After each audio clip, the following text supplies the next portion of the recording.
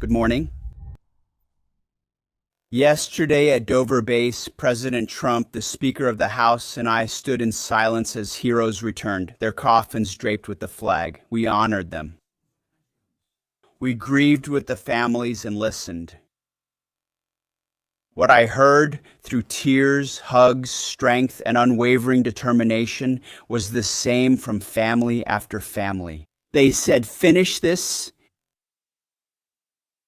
Honor their sacrifice. Don't hesitate. Don't stop until the job is done." My answer, just like the president's, was simple and clear. We will finish this. We will honor their sacrifice. Their sacrifice only strengthens our commitment. I wear this bracelet. Staff Sergeant Jorge Oliveira was one of my sergeants, or one of my specialists, at Guantanamo Bay. He was later sent to Afghanistan, where he was killed on October 19th, 2011. Killed 10 years after September 11th. 15 years ago, he was one of the 1% the best America had. He was not just a National Guardsman, but also a police officer and a family man. I remember him every day, like so many others from our generation and the ones before, who wear bracelets like this. We will always remember those who were lost in this conflict. Their names are now forever engraved in our noble mission and in the soul of a deeply grateful nation. I am here today speaking directly to you, the American people. Not through filters, no, not through reporters, and not through the manipulation of cable news media. A dishonest and anti-Trump press will stop at nothing. We already know that by now, to minimize the achievements, amplify every cost, and question every step. Unfortunately, Trump derangement syndrome is in their DNA. They want President Trump to fail, but you, the American people, know better. Yes, there are reporters in front of me, but they are not our audience. Today it's you, the good, decent, and patriotic American people. You, the hard-working, tax-paying, God-fearing American patriots. Much of the media here, though not all, wants you to think that way. Just 19 days after the start of this conflict, that somehow we are spinning toward a bottomless abyss, or an endless war, or a quagmire. In reality, nothing could be further from the truth. Hear it from me, one among hundreds of thousands who fought in Iraq and Afghanistan, who saw previous foolish politicians like Bush, Obama, and Biden squander American credibility. This is not that war. President Trump knows better. Epic fury is different, it's laser-focused, it's decisive. Our goals, given directly by our President, America First, have remained exactly the same since day one. These definitely do not represent the goals of the media, much less the government of Iran, nor are they new goals. Our goals remain unchanged, focused exactly on the target and as planned. To destroy missiles, launchers, and Iran's defense industrial base so they cannot rebuild, to destroy their navy, and to ensure that Iran never obtains a nuclear weapon. Our goals since day one. To the patriotic members of the press, no one can deliver perfection in times of war. This building knows that better than anyone. But report the reality. We are winning decisively and on our own terms. Iran is a vast country, and just like Hamas and its tunnels, they directed all aid, all economic development, humanitarian aid to tunnels and rockets. That's what they did with Hamas. Iran has channeled decades of state resources, not for its people, but for missiles, drones, proxies, and underground facilities. But we are hunting them down methodically and relentlessly and overwhelmingly, like no other military force in the world can do. And the results speak for themselves. So far, we have struck more than 7,000 targets across Iran and its infrastructure. This is not something incremental, this is overwhelming force applied with precision. And again, today will be the largest package of strikes so far, just like it was yesterday. As I said, since day one, our capabilities keep growing, Iran's keep degrading, we are hunting and bringing death and destruction from above. Iran's air defenses have been neutralized. The defense industrial base and the production lines of their missile and drone programs have been heavily hit. We attacked hundreds of their defense industrial facilities. Their ability to produce new ballistic missiles was the most affected. There were missile attacks against our forces, which have dropped by 90% since the beginning of the conflict.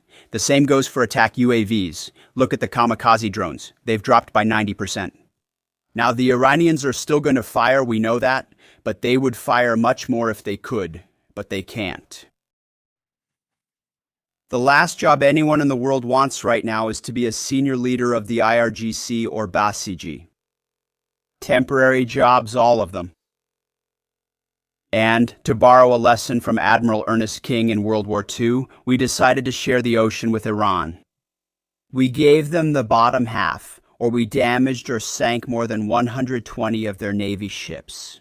Many times we wait for final confirmation of the damage to get the actual number. Their surface fleet is no longer a relevant factor. Their 11 submarines have simply disappeared. Their military ports are crippled. Iran has been terrorizing the United States and our interests for 47 years. The main industries they have are not steel, agriculture, or tourism, but rather terrorism sponsored by Iran. The state, the proxy militias, the underground networks, the ballistic missiles, and a violent messianic Islamic ideology pursuing an apocalyptic outcome. A regime like this, which refuses to abandon its nuclear ambitions, is not just a regional problem, it's a direct threat to America, to freedom, and to civilization. The world, the Middle East, our ungrateful allies in Europe, even segments of our own press, should all be saying one thing to President Trump. Thank you. Thank you for having the courage to prevent this terrorist state from holding the world hostage with missiles while building or trying to build a nuclear bomb. Thank you for doing the work of the free world. Yesterday's ceremony clearly reminded us why we fight, not to build nations or promote democracy, but to crush direct threats to America, to Americans, and to our interests. We fight to win, and we are winning on our own terms, firmly pursuing our objectives. My 13-year-old son came into my office last night while I was editing these remarks. He asked about the war and the families he knew in Dover. So I looked straight at him and said, "They died for you, son, so that your generation doesn't have to deal with a nuclear Iran." That is the absolute and pure truth. And they really gave their lives for that cause. The families who said, "Finish this, we will finish it." And I say the same to every American who desires peace through strength. May our Almighty God continue to bless our troops in this fight.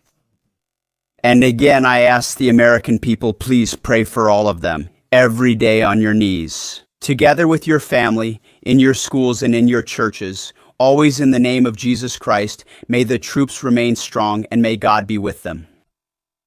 The floor is yours. Mr. President, Secretary. Mr. President, ladies and gentlemen, thank you for coming this morning. Yesterday, I accompanied the President to Dover to welcome our 6 heroes back to the country. It was an honor and a privilege for me to be there and thank their families. Coming from the 6th Air Refueling Wing at MacDill Air Force Base in Florida, serving as part of an active associate unit in Birmingham, Alabama, Major Alex Kleiner and Mr. John Alex Kleiner, Major Ariana Savino, who was posthumously promoted from captain to major.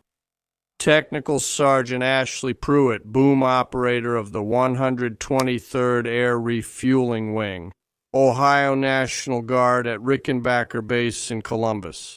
Captain Seth Koval, Captain Kurt Zankt, and now Master Sergeant Tyler Simmons, who was also promoted the boom operator for that team. Every person and every family member I spoke with yesterday shared that their loved ones loved to serve, they loved being part of great teams, and they loved aviation.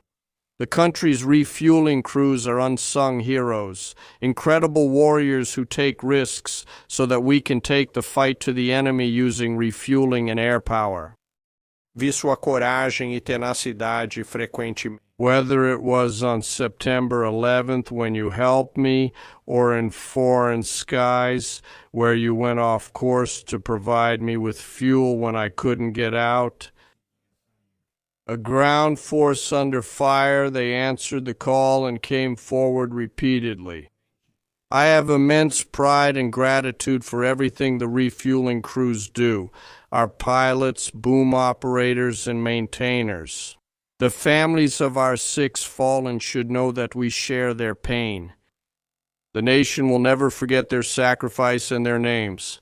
Our forces mourn with you today, and we will remember their legacy, an incredible gift and a great example for everyone. I will now move on to the operations update. Sycamoa's CENTCOM is following the plan to achieve military objectives and remains relentless in pursuing Iran's missile, drone, naval, and industrial base capabilities. Every day we strike deeper into Iranian territory. According to ZUA's Central Command, the Americans dropped 5,000-pound bunker buster bombs on underground cruise missile depots and support equipment. These weapons are custom designed to penetrate concrete and rock and to function after breaking through those barriers. We continue to hunt for and destroy mine storage facilities and naval ammunition depots. We keep destroying naval assets, including 120 vessels and 44 mine launchers. The pressure continues. We fly east, entering Iranian airspace to eliminate drugs, attack drones, and reduce Iran's power projection. The A-10 Warthog is now operating along the southern front, hunting and destroying fast attack craft in the Strait of Hormuz. In addition, the AH-64 Apaches have joined the fight on the southern front and continue to operate on the South U side. This includes some of our allies. Using Apaches against one-way attack drones in Iraq, the AH-64 helicopters have carried out strikes against Iran-aligned militias. In order to ensure that we suppress threats against U.S. forces or interests and remain focused on neutralizing any platform that Iran uses to harm Americans or our partners. Last Friday, Cooper and CENTCOM carried out precision strikes on more than 90 targets on Karg Island, including all military infrastructure, air defenses, naval base, mine storage, and deployment facilities. As the Secretary said, we continue to strike Iran's defense industrial base, and we will keep doing so.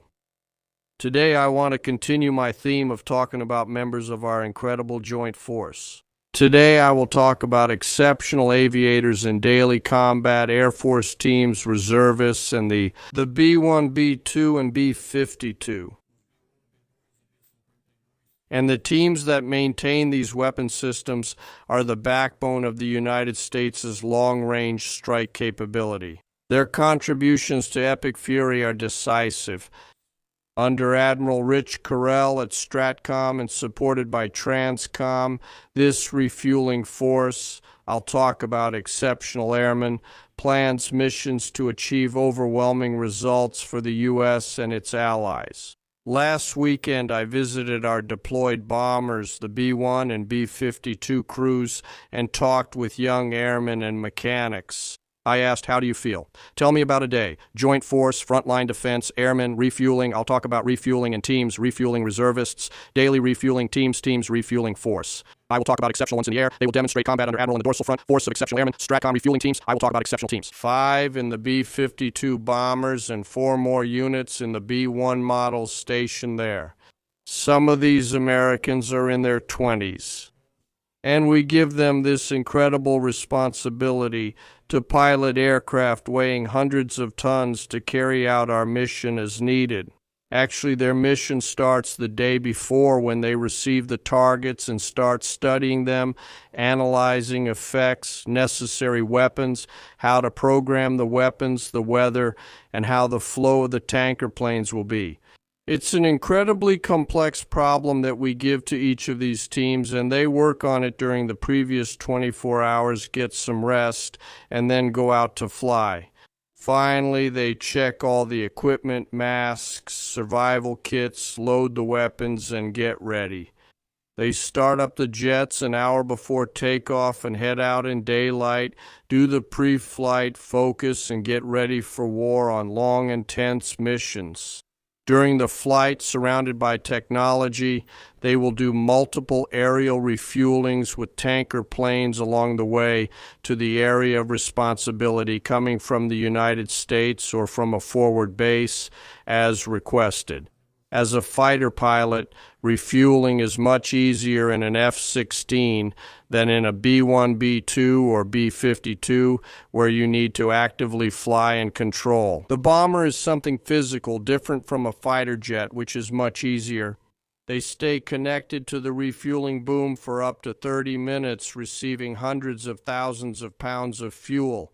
It's a physically demanding task to refuel in flight, and they do this in operation. They join forces from Israel to carry out the assigned missions, dropping bombs at the right time, on the right target, and with the right effects. I know they feel a lot of emotions, but the American people should understand that they are working with a focus that is impressive. They feel fear, of course, but the biggest is, my God, don't let me mess up. Let everything go well. The warrior's prayer that we all have in our souls. In the days of epic fury, as we've already mentioned, they used long-range weapons. Now, as I mentioned, we've moved on to close-range weapons. Behind each one are incredible maintainers and armorers who go there and make sure the aircraft and their systems are ready. Too big, these planes don't stay in hangars, they stay outside in the cold, in the snow, in the rain. The bombs are assembled outside for protection and safety 24 hours a day, every day of the year. It's not a comfortable job, but just by spending a minute with these motivated young Americans, there's no way not to have hope for the future of the United States. It's simply impressive. We entrust these young Americans with an incredible responsibility, and they always fulfill it with professionalism and humility, doing what we ask of them. To conclude, we will maintain combat operations. As the Secretary said, we are getting busier and busier. I know that the Secretary and I share pride in our 2,800 service members. I am grateful for the tenacity and professionalism of the men and women who serve in STRATCOM, CENTCOM, SPACECOM, CYBERCOM, TRANSCOM, and throughout the Joint Force. I'll finish where I started. Today we remember the 6 who fell and came home. They are the best of our nation. To the families who feel this pain, we are with you, and we will continue to stand by your side. May we always be worthy of their sacrifice. I yield the floor to you, sir. Thank you, Mr. Chairman. Go ahead. Thank you, Secretary and Mr. Chairman. Considering your update on the targets hit, how close are we to the President's objectives, and what is the expected outcome of the operation without revealing sensitive plans? We're not setting a firm deadline, but we are following the plan. We are closely monitoring the indicators, keeping the President and the National Security Team informed. We are confident that, by being more involved, we are closer and have an exact understanding of what we hit and why we hit it. And in a more dynamic way, with improved intelligence, we are able to identify targets more quickly when they leave underground facilities, striking them before or right after they fire. But we are on track. And that's why I want to speak to the American people. There are many rumors about escalation, new missions, or speculation about what we should or shouldn't do. This is a clear set of objectives. The President has provided all we need to complete the mission. We have the best in the world in uniform, carrying this out on the ground. They believe in and are committed to this mission. And it will be up to the President, ultimately, to decide when we can say we have achieved what we needed, on behalf of the American people, to ensure our security. So, no, there is no set deadline for this, but we are on the right track. Absolutely yes. Right here. Good morning, Mr. Secretary. David Zayer, True Voice of America News. Which countries have been most cooperative with us, including the Gulf states, since Europe is hesitant? And I also wanted to ask you about the internet blackouts by the regime, which have already been in place for weeks. Is the U.S. Army playing any role in, let's say, fighting the regime by blocking VPN networks, satellites, and other things? I would like to know if there is any role for the U.S. Army to play over there. Obviously, on the side of allies and partners, Israel has been an incredible and capable partner since day one, willing and able. Having the right capabilities and partners who can use them is unmatched. The Gulf states have also excelled. In fact, Iran's somewhat reckless attempt to attack civilian infrastructure and other things caused countries that perhaps weren't as engaged as they are today to become fully within our orbit. And we are proud to be defending with them, to be by their side, no matter what. United Arab Emirates, Qatar, Bahrain, Kuwait, Saudi Arabia, and others who have stood by our side, and we are grateful for that kind of support. As for the internet, we see the regime trying to tighten control as much as possible. We are taking countermeasures, many of which we cannot comment on here, to ensure that messages reach the Iranian people in general and the audiences who need to know about their fate or what their options are. Even if the regime tries to hide reality and spread fake AI images, which sometimes even fool our press, like the one of the Abraham Lincoln on fire, we will continue to act. These AI images simulate something happening when exactly the opposite is actually occurring. They forge fake reports and images to deceive their people, trying to make them believe. But even so, their people barely receive these messages because of the blackout they've imposed. We'll definitely find a way to fix this. Sorry, thank you, Mr. Secretary. During the night, Iran launched missiles across the Gulf. They actually managed to hit the Saudi oil refinery in the Red Sea. What does it mean for them to have this capability just 3 weeks into the war? And Mr. Secretary, you mentioned civilian infrastructure.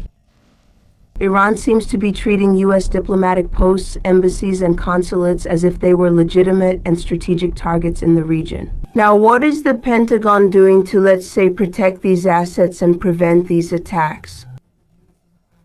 Certainly, thank you for the question about the missile attacks. As we've always made clear, they entered this fight with various weapons.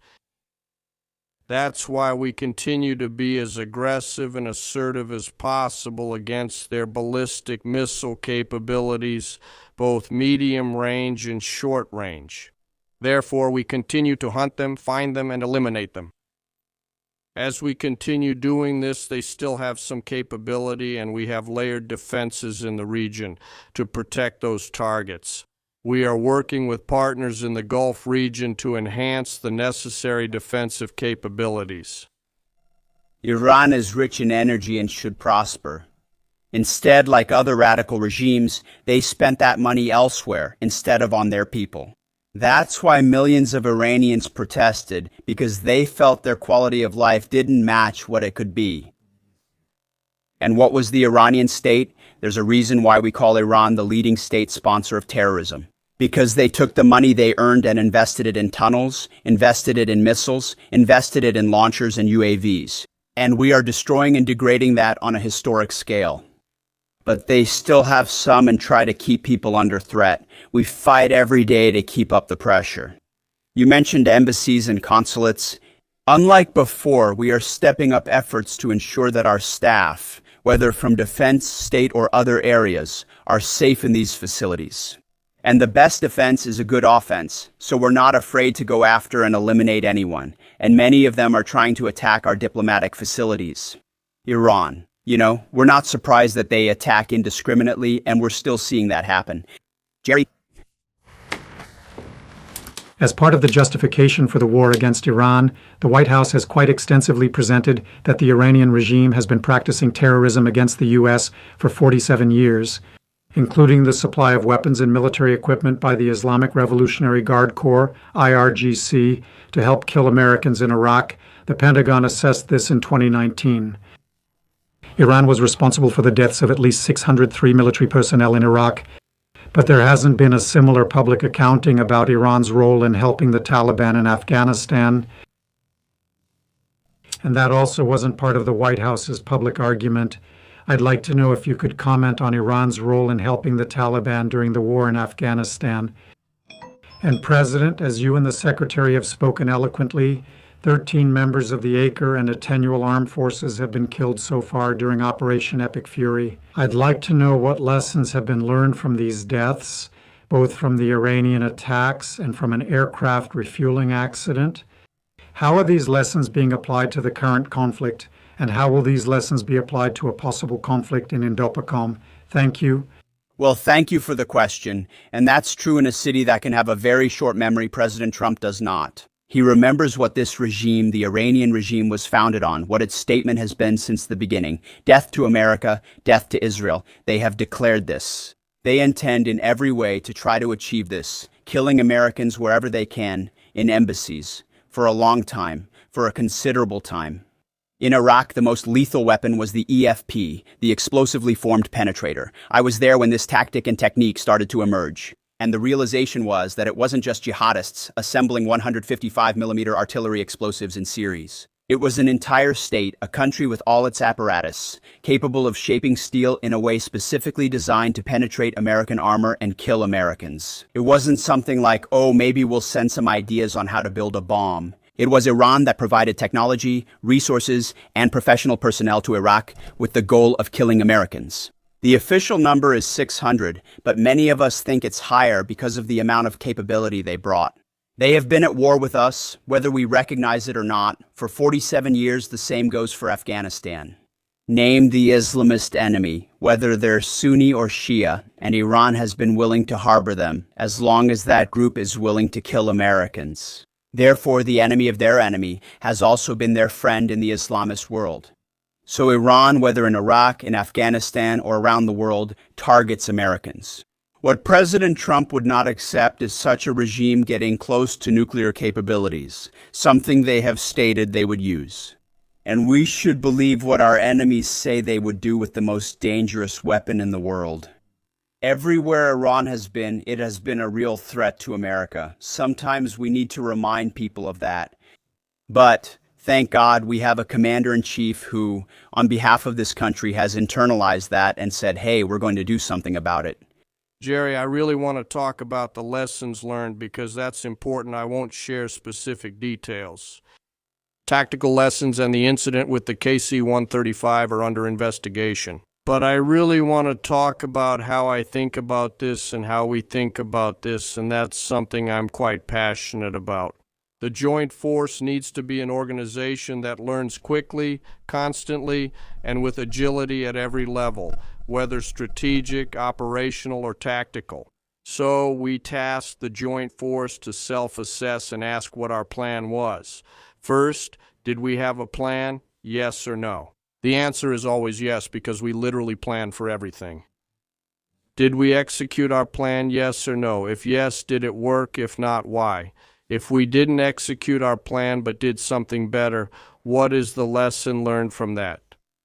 And then, how do we quickly capture those lessons after each loss or each engagement, quickly adopt those lessons, and then share them? Throughout the entire Joint Force and within the Joint Staff, we tasked our directorate, the J7, under the leadership of Lieutenant General Lisowski, a United States Marine, to be extremely entrepreneurial in collecting and capturing those lessons, proactively, not reactively. In fact, we have members of the J7 team who are now spread throughout CENTCOM, both domestically and overseas.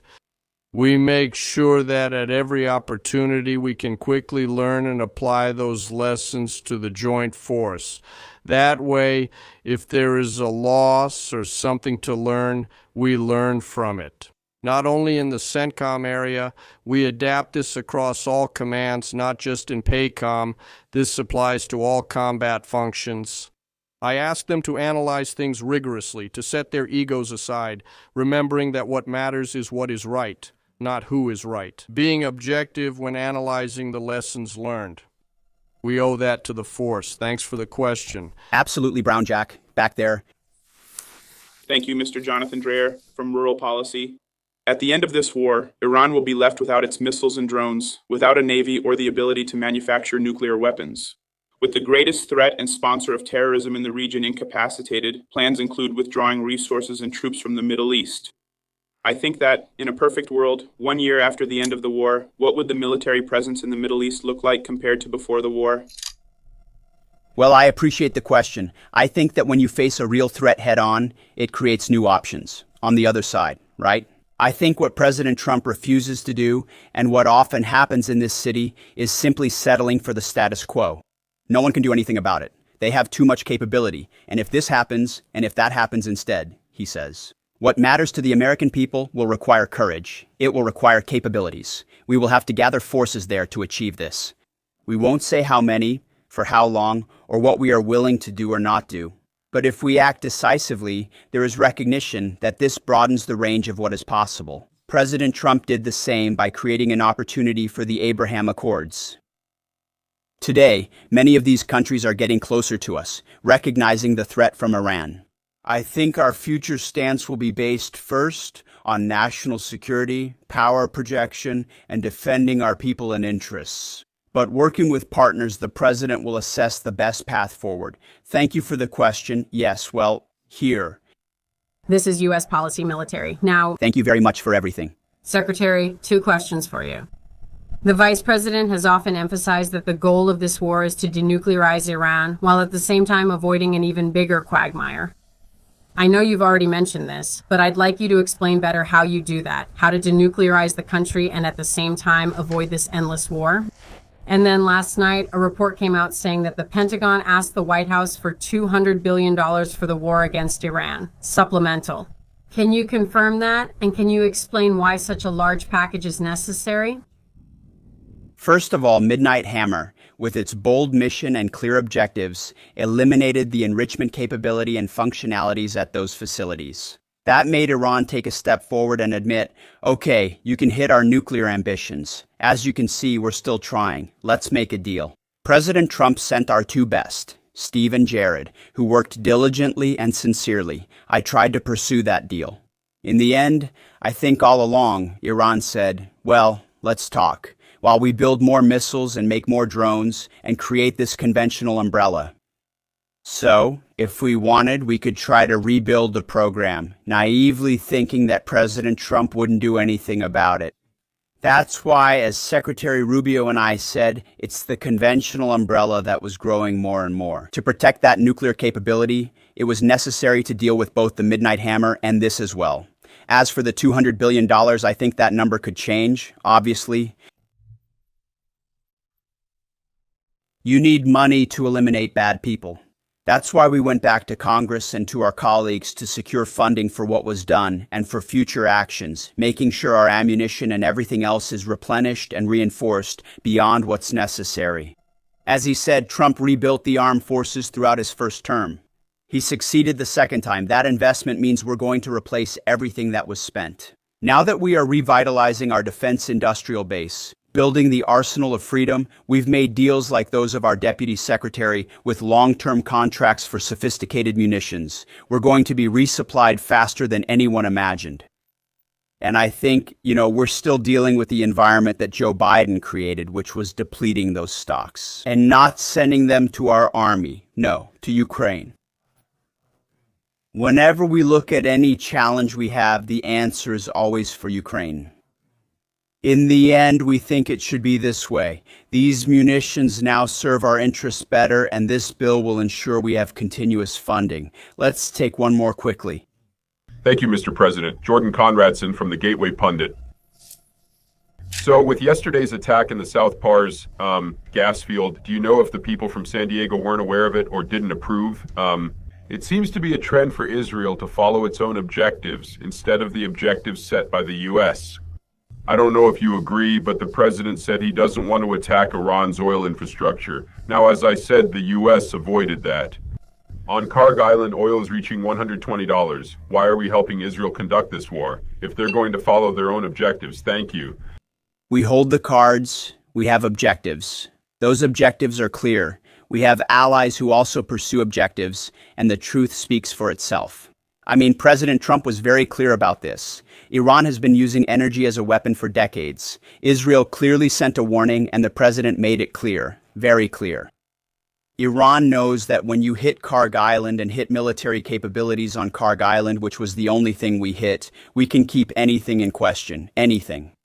The military of the United States controls the fate of the country. Iran can make the right choices. It should not, from now on, attack Arab allies, Arab countries, trying to cause pain from the pain they themselves created. Thank you very much, everyone. I appreciate it. Thank you for your time.